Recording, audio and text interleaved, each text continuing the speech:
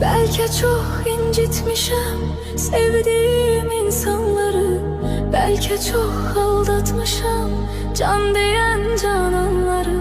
Sonda görmezden gelip ettiğim noksanları, var ümidim affedersen sen beni. Bilmez idim dert verer derdimin dermanları, gün gelir pişman olar nefsinin kurbanları. Dünya taxtinden salar şahları sultanları, etibarsiz dünyaya etibar etmek günahtır. İntihar etmek günahtır.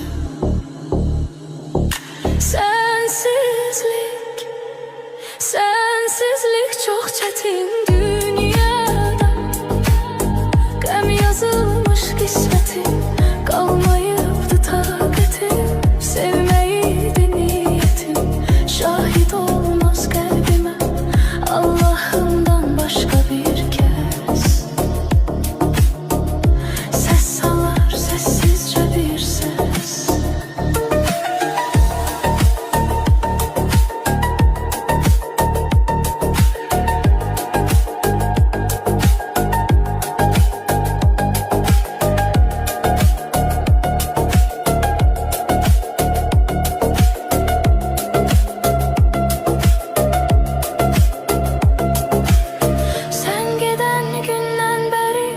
Vəsfedir sözlər səni, ruhum ardıncan gələr, kölgə tək izlər səni. Aşıqım tənha qalar, hər gecə gözlər səni. Həsrətindən məhv edərsən sən məni.